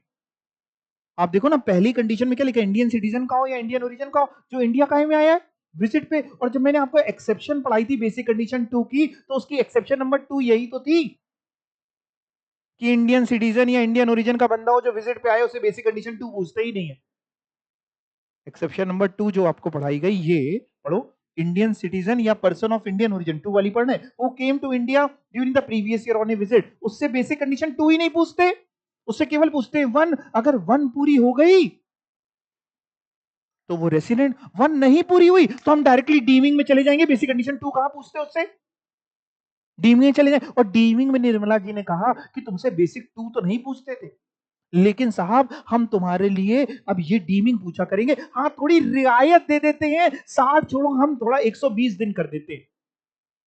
डीमिंग में इन्होंने कंडीशन में 120 डाल दिया, साथ में इनकम वाला तो क्लॉज है ही कि 15 लाख से ऊपर इनकम है तो ही वो डीमिंग के क्लॉजेस अट्रैक्ट हो रहे हैं, नहीं तो नहीं। समझ पा रहे हैं बात को? पक्का? तो दूसरा फिर से एक बार पढ़ लेते हैं, 4 कंडीशन क्या है? इंडियन सिटीजन हो या इंडियन ओरिजिन का हो, दूसरी क्या है? टोटल इनकम 15 लाख से ज्यादा हो, तीसरी क्या है? इंडिया आए हो विजिट पे, चौथी क्या है? 120 दिन कम से कम हो और पिछले 4 सालों में 365 दिन। अब ध्यान दीजिए एग्जाम के लिए क्या करने वाले हैं, सुनिए ना। एग्जाम में रेसिडेंशियल स्टेटस निकालने के लिए आया। अब दो में से कोई एक बात हो सकती है, हो सकता है आपको उसकी इनकम बताए ही ना, आपको केवल कहे रेसिडेंशियल स्टेटस निकाल दो, जैसे अभी आपने इलस्ट्रेशन 1 किया, इलस्ट्रेशन 2 किया, इलस्ट्रेशन 3 किया, उसमें कहीं मैंने इनकम दी ही नहीं थी। दी थी क्या? नहीं। जब इनकम ही ना दे तो डीमिंग हम कहां से चेक करेंगे? हम डीमिंग को इग्नोर मार देंगे, क्योंकि डीमिंग में दोनों ही केसेस में एक कॉमन पॉइंट है, क्या? कि 15 लाख से ज्यादा इनकम। अभी तो डीमिंग अट्रैक्ट हो रहा है, नहीं तो डीमिंग तो वैसे भी ये कंडीशन पूरी ही नहीं हो रही। तो अगर तुमने इनकम ही नहीं दी तो हम एग्जाम में डीमिंग का चेक ही नहीं करेंगे। लेकिन अगर तुमको इनकम दे दे तो तुम्हारे कान बिल्कुल खड़े हो जाने चाहिए कि यार ऐसा तो नहीं है कि ये डीमिंग में चला जाएगा। तो पहले तुम बेसिक कंडीशन 1 चेक करोगे, डायरेक्ट डीमिंग में नहीं चले जाओगे। इनकम दी तो डायरेक्ट डीमिंग में नहीं घुस जाना, पहले बेसिक कंडीशन 1 पूरी हो गई तो डीमिंग में नहीं जाना। फिर बेसिक कंडीशन 2 पहले सोचना कि पूछनी भी है कि नहीं पूछनी है। किसे नहीं पूछते? अगर आप इंडियन सिटीजन है और इंडिया छोड़ के गए एम्प्लॉयमेंट के लिए या as a crew member of Indian ship, उससे नहीं पूछते हैं। या इंडियन सिटीजन है या इंडियन ओरिजिन के हैं जो इंडिया आए विजिट पे, उससे नहीं पूछते। तो पहले सोचना बेसिक कंडीशन 2 पूछनी भी है कि नहीं। अगर नहीं पूछनी है तो फिर डीमिंग चेक करना, पूछनी है तो पहले पूछ के चेक करना, पूरी हो गई तो फिर डीमिंग में नहीं जाना, नहीं पूरी हुई फिर डीमिंग चेक होगा। तो मैंने आपको 100 की सीधी एक बात बता दी, एग्जाम में 90% चांस होता है कि वो आपको इनकम इग्नोर कर देगा रेसिडेंशियल स्टेटस निकालने के लिए। अगर सिर्फ आया तो इनकम ही नहीं दे रहा तो डीमिंग का कोई मतलब नहीं, लेकिन इनकम दे दी, ध्यान रखना कहीं ऐसा तो नहीं डीमिंग में अट्रैक्ट हो रहा है और आप डायरेक्टली दो ही केवल बेसिक कंडीशन चेक करके नॉन रेसिडेंट आंसर कराए हैं तो गलत हो जाएगा। और इनकम नहीं दी तो हम अपने मन से कुछ एज्यूम नहीं करेंगे, हम कुछ ऐसा कुछ नहीं लिखेंगे कि डीमिंग में जाना है नहीं जाना, बात ही खत्म हो गई, तुमने दिया ही नहीं। समझ पा रहे हैं आप मेरी बात को? पक्का? कोई दिक्कत किसी को? अब मैं आपको और क्वेश्चन की तरफ जरा लेके चलता हूं, और उससे पहले जो कुछ दो इंपॉर्टेंट पॉइंट हैं, जिसका पहला आपको पता है कि जिस दिन इंडिया आता है और जिस दिन इंडिया से जाता है दोनों दिन इंडिया में काउंट होते हैं। The day of arrival and the day of departure shall be considered as stay in India. दूसरा क्या है sir? India include territorial water limit also, territorial water limit, TWI प्यार से इसको हम लोग बोल सकते हैं, TWI, territorial water of India, I for India. ये क्या है? मान लो एक इंसान है, रोज बाहर से आता है, इंडिया के बाहर से गंगा जी में डुबकी लगाता है। मान लो फ्लाइट से आता है, फ्लाइट गंगा जी के ऊपर चलती रहती है, वो रस्सी से अक्षय कुमार की तरह नीचे आता है, गंगा जी में डुबकी लगाता है, रस्सी पकड़ता है, चला जाता है, इंडिया में धरती में पैर नहीं रखता। ये तो गंगा जी है, टेरिटोरियल वाटर मतलब समुद्र की बात हो रही है। पहले तो बताओ, जो गंगा जी में आ रहा है, इंडिया में आ रहा है कि नहीं आ रहा है? आ रहा है। ऐसे ही मान लो आप गोवा चले गए और आप समुद्र के बीच में रहने लग गए। आपने कहा हम यहीं पड़े रहेंगे, जब तक प्राण नहीं निकलते हम यहीं रहेंगे। आप इंडिया में हो कि इंडिया छोड़ चुके हो? हैं। अब इंडिया कहां तक है? समुद्र तो बहुत आगे है, इंडिया कहां तक है? पानी को जो मेजर किया जाता है वो एनम में मेजर किया जाता है। एनम, नॉटिकल माइल्स को एन और एम बोल रहा हूं शॉर्ट में, नॉटिकल माइल्स में। जैसे आपको रास्ता नापना हो, रोड नापनी हो, तो किलोमीटर में नापते हैं ना, वैसे ही पानी का मेजरमेंट होता है नॉटिकल माइल्स में। इंडिया की जो कोस्टल लाइन है, और हिंदी में जाए तो बेस लाइन, जहां से समुद्र शुरू हो रहा है, जहां से लैंड खत्म होकर समुद्र शुरू हो रहा है, वो कोस्टल कोस्टल लाइन से 12 नॉटिकल माइल्स तक। कितनी नॉटिकल माइल्स तक? 12 नॉटिकल माइल्स तक टेरिटोरियल वाटर ऑफ इंडिया कहलाता है। क्या कहलाता है? TWI। वो भी इंडिया का ही पार्ट माना जाता है। मतलब अगर आप समुद्र से 12 नॉटिकल माइल तक भी है, मान लो कोई शिप है वहां पे बंधी हुई है, आप उसी में रहते हैं 12 नॉटिकल माइल तक, तो आप इंडिया में है कि नहीं है? इंडिया में है साहब। आप 12 के ऊपर पहुंच जाते हैं तो TWI क्रॉस हो जाता है। 12 के और आगे नहीं, पैदल नहीं चले जाना, है ना? हाँ, डूब जाओगे। तो 12 से ऊपर चले जाते हैं तो TWI क्रॉस। तो 12 नॉटिकल माइल तक इंडिया का पार्ट है। India includes territorial water limit also. और मैंने आपको ज्ञान के लिए बता दिया कि हमारे इंडिया में territorial water limit 12 nautical miles तक होता है। और ज्ञान चाहिए तो एक नॉटिकल माइल में करीब 1.8153 किलोमीटर के बराबर होते हैं। अगली बार कहीं समुद्र में इंची टेप लेके ना पहुंच जाना कि आज हम नाप के बैठ के दिखाएंगे। ठीक है, क्लियर हो गया? तो इंडिया इंक्लूड्स, कोई पूछे तो टेरिटोरियल वाटर लिमिट ऑल्सो, उसको भी इंडिया का पार्ट मानते हैं। कोई डाउट नहीं? आगे चलते हैं इलस्ट्रेशन नंबर 4 की तरफ। देखते हैं कैसे आप करेंगे। आंसर प्लीज मत देखिएगा।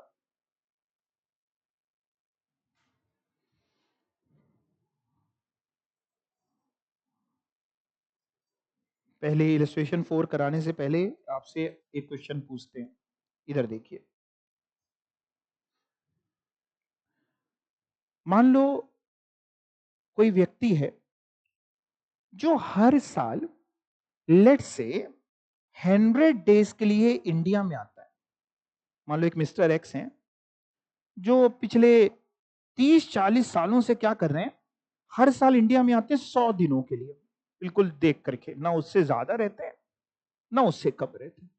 और वो जानना चाहते हैं कि सर वो प्रीवियस ईयर 24-25 में रेसिडेंट हैं कि नॉन रेसिडेंट है, और अगर रेसिडेंट है तो जाहिर सी बात है आपका कर्तव्य है कि आप बताएंगे OR है कि वो NOR है। मतलब आपको बताना है कि वो OR है कि वो NOR है कि वो NR है।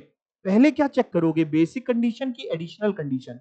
Basic condition. बेसिक कंडीशन 1 पूरी हुई कि नहीं पूरी हुई? नहीं पूरी हुई, 182 डेज तो नहीं। बेसिक कंडीशन 2 पूरी हो गई क्योंकि 60 डेज चाहिए था, अब तो 100 दिन के लिए आते हैं।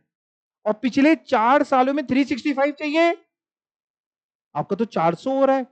400 कैसे हो रहा है? हर साल 100 दिनों के लिए आ रहे हैं, तो 4 सालों में 100 इंटू 4, 400।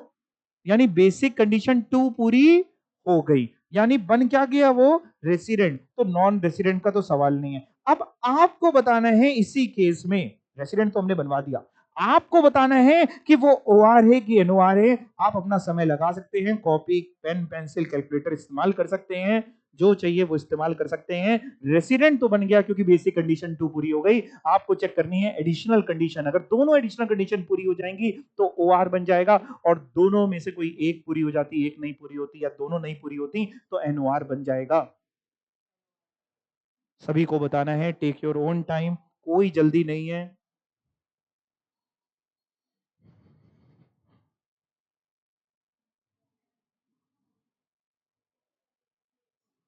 एडिशनल कंडीशन तो याद है ना आपको, पिछले 7 सालों में 730 दिन होना चाहिए इंडिया में, पिछले 10 सालों में कम से कम 2 साल रेसिडेंट होना चाहिए। तो आपको चेक करनी है। आज आप लोग लाए हैं घर से दिमाग? हाँ, लाए ना, तो उसको ये भगवान ने बहुत अच्छा किया कि फिट करके भेजा, नहीं तो मान लो भूल जाते, और ये सर आज हम दिमाग लाना ही भूल गए, नहीं होता कई बार हम पेन लाना भूल गए, कैलकुलेटर लाना भूल गए। ये भगवान का बहुत बहुत शुक्रिया कि दिमाग फिट करके। तो क्या कह रही, इनका नहीं है, इनका नहीं है? अच्छा हाँ।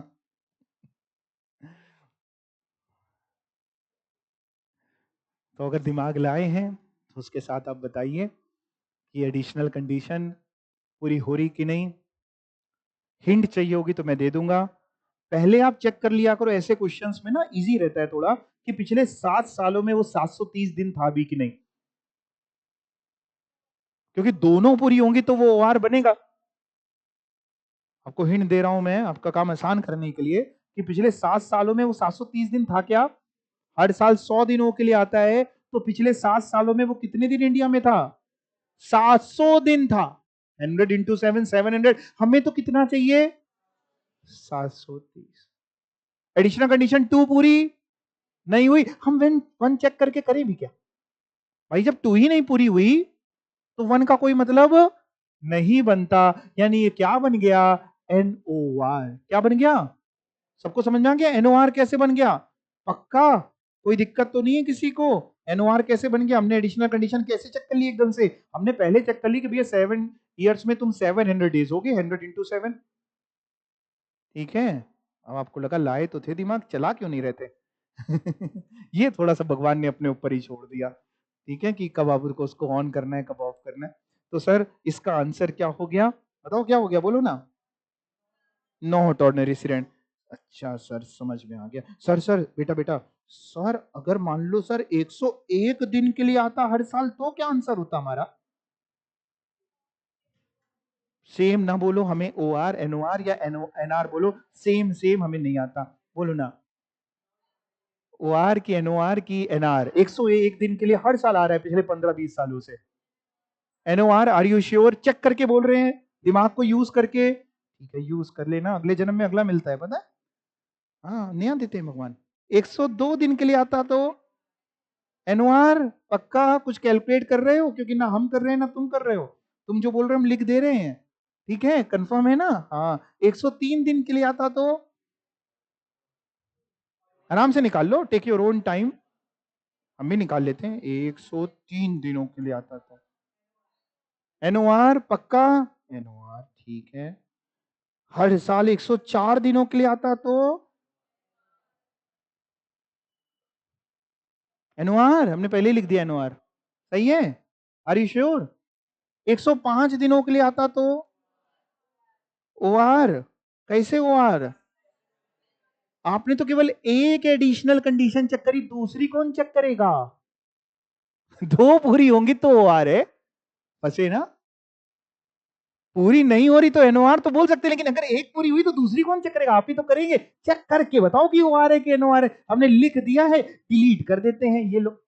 105 दिन में इंटू 7 करके तो 735 दिन तो हो गए, लेकिन ये तो चेक करो कि पिछले 10 सालों में 2 साल रेसिडेंट था भी कि नहीं। दो एडिशनल कंडीशन पूरी होनी चाहिए। नहीं, ये अपने आप को समझाना है, हम तो समझे बैठे हैं बचपन से। ये अपने आप को, हर बच्चे को समझाना है। टाइम लगेगा, 2 4 5 मिनट लगेगा दिमाग को ये चेक करने में कि पिछले 10 साल में 2 साल वो रेसिडेंट था कि नहीं था। अच्छा, 104 साल में 730 दिन नहीं हो रहे थे क्या? 104 में नहीं हो रहे थे क्या? 104 में कितने हो रहे थे? 104 इंटू 7, 728 हो रहे थे। ठीक है, वो तो एनओआर है। बट 105 में तो सर 730 दिन चाहिए, 735 दिन हो जाते हैं 105 इंटू 7। तो एडिशनल कंडीशन 2 तो पूरी हो गई पिछले 7 सालों में। 730 दिन वो तो पूरी हो गई, लेकिन क्या पिछले 10 सालों में 2 साल के लिए ये रेसिडेंट थे कि नहीं थे? थे? पक्का? कितने लोग कह रहे थे? मतलब ओआर कितने लोग कह रहे हैं और एनओआर एक एक करके लेते हैं, और कितने लोग थोड़ा कंफ्यूज है? चलो 3 ऑप्शंस लेते हैं, है ना? पहला ऑप्शन, जितने लोग थोड़े कंफ्यूज हैं पहले वो हाथ उठा लें, वो ज्यादा होंगे। हाँ, और हाँ, कंफ्यूजन होना कोई गलत बात नहीं है। आप सार्थक ये भी कंफ्यूज है कि किस में हाथ उठाएं? ठीक है, अच्छा। और कितने लोग कह रहे हैं ओआर हैं? ओके, और कितने लोग कह रहे हैं एनओआर हैं? अच्छा, अब कौन सी कैटेगरी ले जो किसी ने कुछ नहीं बोला?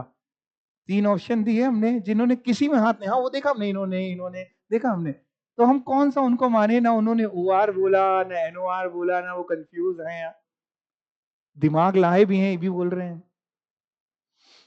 देखो भैया, 105 दिनों के लिए अगर वो इंडिया में आता है तो इसका मतलब ये हो जाता है कि वो एडिशनल कंडीशन 2 तो पूरी कर रहा है, 1 पूरी कर रहा है कि नहीं? देखो, हर साल के लिए अगर सोचें तो बेसिक कंडीशन 1 पूरी नहीं कर पाता है, बेसिक कंडीशन 1 पूरी नहीं कर पाता है 182 डेज से, बट बेसिक कंडीशन 2 हर साल पूरी करता है। बेसिक कंडीशन 2 कैसे पूरी करता है? 60 डेज रहता है, पिछले 4 सालों में 365 दिन, तो 105 को अगर आप 4 से मल्टीप्लाई कर दें तो 420 दिन।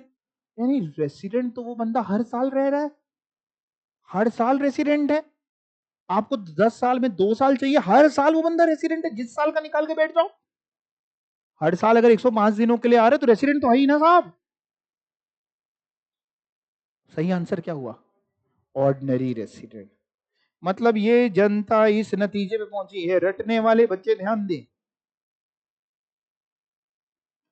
अगर एग्जाम में इस तरीके का क्वेश्चन आता है कि वो हर साल इतने इतने दिनों के लिए आता है, तो आंसर आपको पहले से पता है। आप मेरे से पढ़ के जा रहे हैं, आंसर मैं आपको पहले सिखा के भेज रहा हूं। अगर हर साल 105 दिन या उससे ज्यादा के लिए आता है तो कैलकुलेट करके तो दिखाना, लेकिन पता है तुम्हें आखिरी में ओ आर ही लिख के आना, एनओआर मत लिख देना। 105 या उससे ज्यादा आता है तो ओ आर आने वाला है आंसर, और 105 से कम आता है, 104 तक आता है तो एनओआर। समझ गए? अगर मान लो जैसे 90 डेज के लिए आता है तो एनओआर। समझ पा रहे हैं? पक्का? कोई दिक्कत तो नहीं? क्लियर? अरे बेटा, अगर 90 डेज के लिए आता है तो एनओआर नहीं बनेगा, एनआर बनेगा। देखो, ये टैक्स है। जिस दिन आपको लगेगा कि हमें समझ में आना शुरू हो गया, वही आखिरी दिन होगा। 90 डेज के लिए आता है तो ओआर एनओआर तो छोड़ो साहब, ये एनआर है। बेसिक कौन चेक करेगा? बेसिक कंडीशन कौन सी पूरी करके बैठ गए जो तुम कह रहे हो रेसिडेंट है? पहली पूरी हुई नहीं, दूसरी भी कहां पूरी हुई? 90 इंटू 4 करिए। आपको क्या लग रहा है ये बाल हमने डाई से काले करे हैं? नेचुरल काले हैं? इतना टाइम हो गया, अब लोग कहते हैं बाल सफेद करें, हम सफेद नहीं, भगवान की दया से। तो भैया तो एनआर है, तो रटने के साथ साथ दिमाग भी लगाना है। ठीक है? 90 डेज में क्या बन रहा है? Non resident. और हर साल अगर वो 95 डेज के लिए आता है तो हर साल अगर वो 95 नहीं, अब रेसिडेंट नहीं बोलना है, अब आपको ये बोलना है कि अगर रेसिडेंट आपको लग रहा है तो ओआर है कि एनओआर है कि एनआर। मैं आंसर ही नहीं, तीनों में से कुछ सुनना चाहता हूं। हर साल अगर 95 के लिए आता है, पक्का रेसिडेंट बन गया था, एनओआर बन रहा है, आर यू श्योर? 92 के लिए आता है तो 92 एनओआर की एनआर? क्योंकि 92 इंटू 4 अगर आप कर देते हैं, और 91 के लिए आता है तो 91 के लिए आता है 91 एनआर। मतलब ये जनता इस नतीजे पे पहुंची है कि अगर हर साल, ये डेटा तभी काम आएगा जब हर साल सेम ईयर के लिए आता हो, उसी के लिए ये वैलिड है। रटने वाले बच्चे ये भी रट के जाएं, हाँ, कि हर साल अगर सेम ईयर के लिए आता है तभी, नहीं तो ऐसा नहीं कि सारा काट पीट करके जितनी चीज बाकी नहीं सब काट के यही याद करके पहुंच गए। ठीक है? तो हर साल अगर वो अप टू 91 डेज आता है तो वो बनेगा नॉन रेसिडेंट, क्योंकि 91 में इंटू 4 कर दे तो 364 होता है। बेसिक कंडीशन ही नहीं पूरी होती तो वो नॉन रेसिडेंट बनेगा। लेकिन वो हर साल अगर फ्रॉम 92 डेज 92 डेज टू या अप टू लिख देता हूं, अप टू 104 दिनों तक के लिए आता है। 92 से 104 दिनों के लिए अगर वो आता है तो वो बताओ क्या बनेगा, एनओआर। और अगर 105 डेज ऑनवर्ड्स आता है तो वो क्या बनेगा। ये लिख के वहां नहीं आना है, लिख के नहीं आना है ये कि ऐसा हम याद करके आए थे ये लोग ने छाप दिया। कॉन्सेप्ट लिखना है, आपको दिखाना है कि देखो बेसिक कंडीशन वन पूरी हुई टू पूरी। समझ आना आएगा पहले से आंसर आपको तो आप जल्दी बता लोगे, वहां गलती नहीं करोगे। क्लियर हो गया, सभी को समझ में आ गया पक्का। अब मैं आपको इस क्वेश्चन पे लेके चलता हूं इलस्ट्रेशन नंबर 4 में।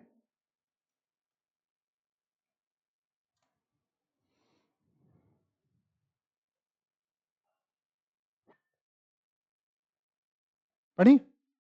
Mister Steve the Australian cricketer comes to India for 100 days every year. Find out his residential status for 2025-2026.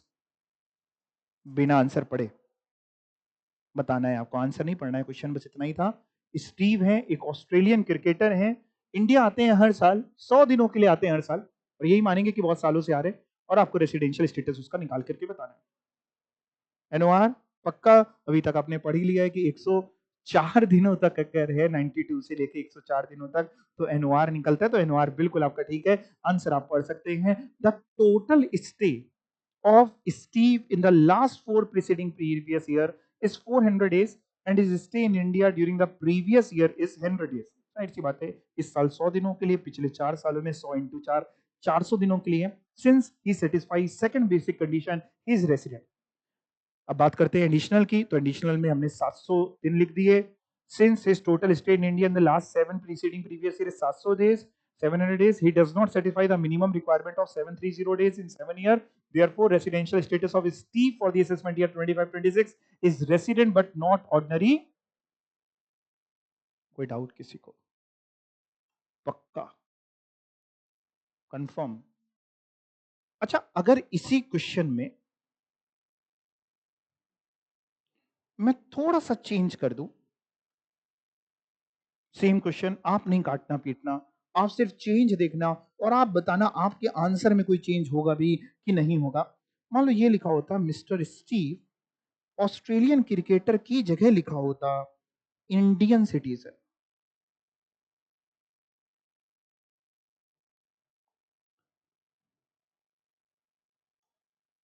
और यहां पे लिखा होता comes to India for every 100 days every year for a visit. ये question बन गया, mister Steve Indian citizen comes to India for 100 days every year for a visit. Find out his residential status। तो भी क्या हमारा answer NOR ही रहता कि कोई बदलाव उसमें होता? क्या हमारे आंसर में कोई बदलाव होता कि नहीं होता? आराम से सोचिए, समझिए और बताइए। आप लोग बगल वालों की तरफ जो देखते हैं बड़ी उम्मीद से दिखते हैं, लेकिन हमें ऐसा लगता है कि आप बेकार देखते हो क्योंकि उसको भी क्या ही आता है। उसका तुम क्या बोले, कुछ तो बोलना पड़ेगा, यहां तक आए हैं तो बोलिए साहब। पहले तो हमारे आंसर में कोई फर्क होता कि नहीं होता? कि यही होता है नोआर, मतलब जबरन चेंज नहीं करना कि चेंज सर ने चेंज किया तो हम भी आंसर चेंज करेंगे, ऐसा थोड़ी है ना। बोलो। अच्छा, कितने लोग कह रहे हैं कि आंसर चेंज होता, वो हैंड रेज करेंगे पहले। ओके, और कितने लोग कह रहे हैं आंसर चेंज नहीं होता, वो हैंड रेज करेंगे। अच्छा, चेंज होता तो क्या होता, कैसे नॉन रेसिडेंट बन जाता? क्योंकि उससे हम पूछते ही केवल पहली बेसिक कंडीशन, दूसरी बेसिक कंडीशन हम उससे पूछते ही नहीं। दूसरी बेसिक कंडीशन के वो एक्सेप्शन में जा रहा था कि इंडियन सिटीजन या इंडियन ओरिजिन का बंदा हो जो इंडिया विजिट पे आया, उससे बेसिक कंडीशन 2 पूछते ही नहीं, तो दूसरी पूछते नहीं, पहली पूरी हुई नहीं तो आंसर होता नॉन रेसिडेंट। समझ रहे हैं आप बात को? पक्का, तो चेंज होता और नॉन रेसिडेंट हो जाता। एक और थोड़ा सा चेंज करता हुआ, तो इसका अगर ये लिखा होता जो अब मैंने लिख दिया है तो नॉन रेसिडेंट होता। इसी में और बदलाव कर दूं, मान लो ये तो लिखा ही होता और यहाँ पे लिखा होता 100 दिनों की जगह 200 दिन। मिस्टर स्टीव, इंडिया में ऐसे नाम होते नहीं है, हो सकते है ना, किसी माँ बाप ने रख दिया स्टीव, ठीक है। Steve Indian citizen comes to India for 200 days every year for a visit, find out is residential status. तो क्या आंसर होता? तीन options, O R, N O R की एन आर। एग्जाम में जब लिखेंगे तो कैसे लिखेंगे? जैसे ओ आर लिखना है तो आप ऐसे लिखेंगे एग्जाम में, resident and ordinarily resident. NOR लिखना है तो आप लिखेंगे resident but not ordinarily resident, और एनआर लिखना है तो non resident. Short form exam में यूज नहीं करेंगे, ओ आर, एनओआर। एनआर सिर्फ हमारे और आपके बीच की बात है, एग्जाम में फुल फॉर्म यूज करेंगे। बताइए क्या आंसर होगा? पक्का रेसिडेंट तो बन गया, बेसिक कंडीशन कौन सी पूरी करनी? First, very good. और एडिशनल कंडीशन पूरी हो गई है? Are you sure? ठीक है, सही है, ओ आर है। वापिस कर देते हैं इस क्वेश्चन को, नॉर्मल कर देते हैं जो था। अच्छा, नॉर्मल करने से पहले ये और बता दो तो हमें समझ में आ जाएगा कि तुम लोग को आया कि नहीं आया। क्वेश्चन में हमने बस थोड़ा सा बदलाव कर दिया, वही सर ये बता तो चुके हैं। हाँ, एक बार और बता दो, ऑस्ट्रेलियन क्रिकेटर की जगह इंडियन सिटीजन, बाकी कोई बदलाव नहीं है। यानी मैं एक बार क्वेश्चन पढ़ देता हूं, अगर ऐसा है एग्जाम में, mister Steve an Indian citizen comes to India for 100 days every year, find out his residential status, what is his media 25-26, बोलिए क्या आंसर होगा? सर बताया तो था, एक बार और बता दो। अभी आप बता चुके हो ऑलरेडी, एक बार और पूछ ले रहा हूं। रेसिडेंट, नॉन रेसिडेंट, रेसिडेंट तो ओ आर के एन ओ आर, और नॉन रेसिडेंट तो बात ही खत्म है। कंफ्यूजन ही कंफ्यूजन है। आर रेसिडेंट है, अगर आर है तो ओ आर है कि एन ओ आर है, और अगर एन आर है तो एन आर है, तो है क्या? बोलिए साहब, कौन है ये? चलो एक एक करके देख लेते हैं ना। मैं तीनों ऑप्शंस बोलूंगा, जिसको जो लगे उसमें अपना हैंड रेस कर सकता है। सबसे पहले ओ आर वाले, ऑर्डिनरी रेसिडेंट वाले, कोई नहीं, कोई नहीं। एन ओ आर वाले, नॉट ऑर्डिनरी रेसिडेंट वाले, कोई नहीं, कोई नहीं। नॉन रेसिडेंट वाले, एक में हाथ चाहिए हमको, सभी उठाओ फिर, इसलिए ऐसा थोड़ी ना, फिर चौथा ऑप्शन नहीं मेरे पास कुछ भी। अच्छा, जो सत्संग में आए हो, कि हम तो कुछ बोलेंगे तो सिर्फ बाबा को सुनने आए थे। देखो बेटा, अगर यहाँ पे केवल इंडियन सिटीजन लिखा होता तो ये एक्सेप्शन में थोड़ी ना चला जाता। हमने ये बताया ही नहीं काहे के लिए इंडिया आ रहा था। हमने विजिट तो हटा ही दी ना, आप देखा तो हमने डिलीट कर दिया, तो ये एक्सेप्शन का पार्ट नहीं है। एक्सेप्शन का पार्ट तभी बनता जब लिखा होता Indian citizen west come India for a visit. हमने विजिट या कुछ बताया ही नहीं, तो हम अपने मन से विजिट कैसे एज्यूम कर लें? एक्सेप्शन का पार्ट नहीं है। तो इससे बेसिक कंडीशन 1 भी पूछेंगे, नहीं पूरी हुई तो 2 भी पूछेंगे। 1 तो पूरी नहीं हो रही, 2 पूछी जाएगी, ये एक्सेप्शन में नहीं आता। और 2 पूछेंगे तो 2 पूरी होती हुई 100 दिन, पिछले 4 सालों में 365 बल्कि 400 हो रहे हैं, रेसिडेंट बन गया। एडिशनल चेक करेंगे, 100 इंटू 7, 700 दिन नहीं पूरी होती, तो एनओआर आंसर होगा। समझ पा रहे हैं क्या आंसर होगा? एनआर नहीं होगा, क्या आंसर होगा? एनओआर।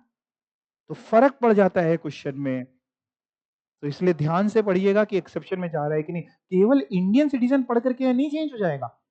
पूरा जो एक्सेप्शन थी वो थी ना, Indian citizen who came to India for the purpose of visit, या फिर जो पहली वाली थी वो थी इंडियन सिटीजन, दूसरे में तो इंडियन ओरिजिन भी था, पहले में Indian citizen who left India for the purpose of his employment or as a crew member of Indian ship.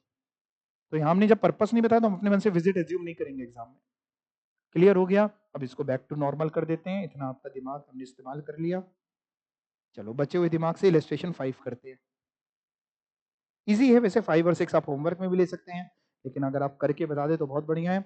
Illustration number 5, doctor A, N Indian citizen and A professor in IIM Lucknow, left India on 15 September 2024 for USA to take up professor job in MIT USA। कह रहे doctor A हैं, Indian citizen है, job करते हैं, professor हैं IIM Lucknow में, लेकिन ये क्या इन्होंने धोखा दे दिया। ये 15 सितंबर 2024 को यूएसए चले गए, वहां पे जॉब मिल गई इनको एमआईटी यूएसए में। आपको उसका रेसिडेंशियल स्टेटस बताना है। दो ऑप्शन है आपके पास, आंसर देख के बताना चाहें तो बता सकते हैं, और बिना देखे बताना चाहें तो बता सकते हैं। जिनको पास होना है एग्जाम में वो बिना देखे बताएंगे, बाकी तो दूसरे वाले जानते ही हैं।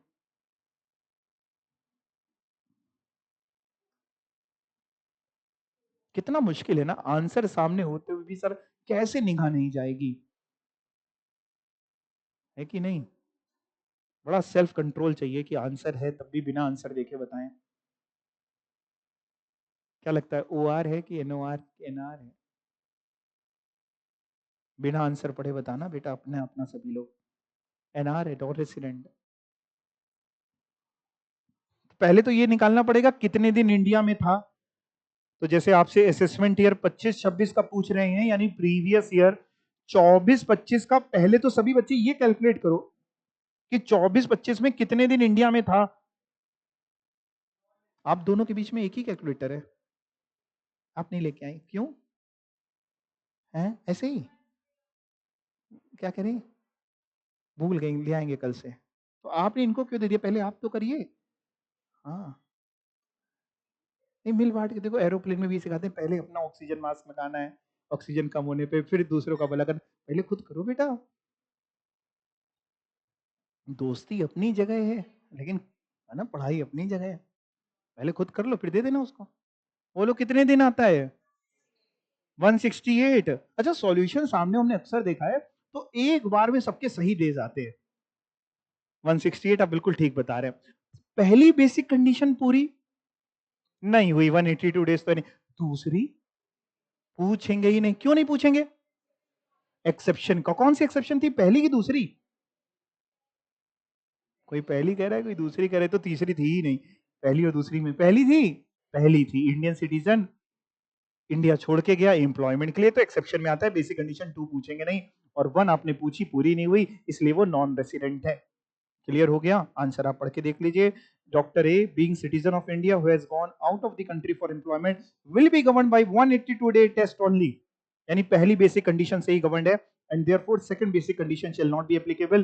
Doctor A stayed in India for 168 days only in the relevant previous year, इसलिए doctor A shall be non resident for the assessment year 25-26 as condition by stay of 182 days in the relevant previous year is not satisfied।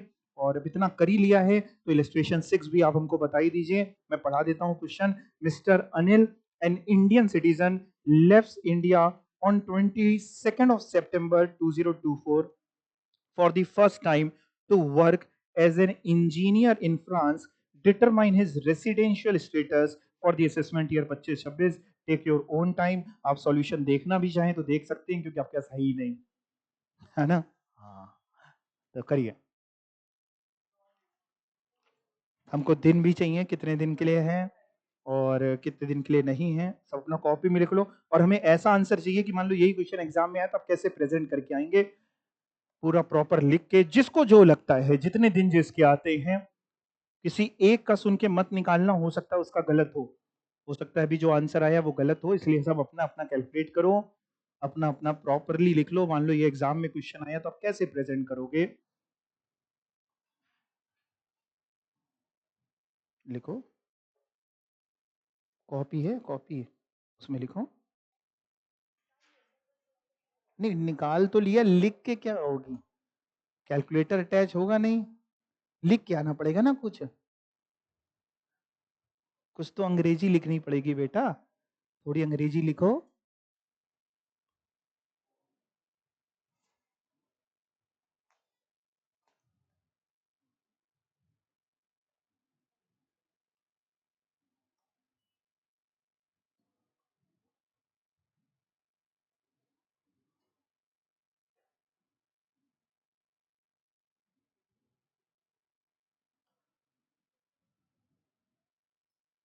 अच्छा, कितने दिन India में आ रहा है? 175 के अलावा किसी का कोई आंसर है? नहीं, सबका 175 है। 174, 176, 170, नथिंग, ऐसा कुछ भी नहीं है किसी के साथ, सबको 175 है। और सबका आंसर फिर क्या है, OR है क्या कि NOR है, या NOR? NR सही है। ठीक है, बिल्कुल 6 जो था 5 की तरह ही था। और यहाँ पे भी बेसिक कंडीशन 2 आप नहीं पूछेंगे। 175 डेज के लिए वो इंडिया में आ रहे हैं, इसलिए उसने कोई भी क्राइटेरिया पूरा नहीं किया, 1 पूरी नहीं करी, और सेकंड हम उससे पूछते नहीं है। ठीक है, अब एक काम ये कर लेना घर पे कि जितने क्वेश्चन अपने ने किए हैं, एक बार आप कॉपी में खुद से सॉल्यूशन लिखने की कोशिश करना। जो सॉल्यूशन मैंने आपको बताए हैं, जो शीट दी है मैंने, सॉल्यूशन दिए आपको, ऐसा नहीं है कि आपको एग्जैक्टली वही कॉपी पेस्ट करना है, सेम चीज लाइनें लिखनी है, ऐसा कुछ नहीं होता कि आपको सेम ही लाइन लिखनी है। आप अपने वर्ड्स में लिख सकते हो, पर समझा समझा के लिखना है ना। तो आप जब लिखोगे एक दो बार अटकोगे, क्योंकि देखो एक जो मैं और दिक्कतें देखता हूं आप लोगों के साथ, कि बच्चों को आ जाता है लेकिन जब लिखने की बारी आती है तो वो समझा ही नहीं पा रहे हैं अपनी बात को। नहीं, जैसे आप कई बार लोगों से कहते हो तुम मेरी बात समझ नहीं रहे हो सकता है तुम समझा ना पा रहे हो, है ना। तो आपको तो समझाना पड़ेगा तभी नंबर मिलेंगे। तो एक चीज होती है कि आपको समझ में आ जाए, वो हो गया। अब दूसरी चीज है कि आप उसको समझा लें। तो घर पे जब आप प्रैक्टिस करोगे खुद लिखने की, तब वहां लिख पाओगे। नहीं तो सोचो बेटा, वहां पे 3 घंटे के पेपर में आंसर आ गया, लेकिन वहां पे 15 मिनट बैठ के सोच रहे हैं कि लिखें क्या, कैसे इसको लिखें, तो फिर तो जस्टिफाइड नहीं है ना। तो वो अगला आपका टास्क है, आज ये काम आप करके आएंगे। रेसिडेंशियल स्टेटस इंडिविजुअल का खत्म हो गया, बाकियों का है कंपनी वगैरह का, HF वगैरह का, वो हम लोग नेक्स्ट टाइम पे पढ़ेंगे। ठीक है, थैंक यू सो मच।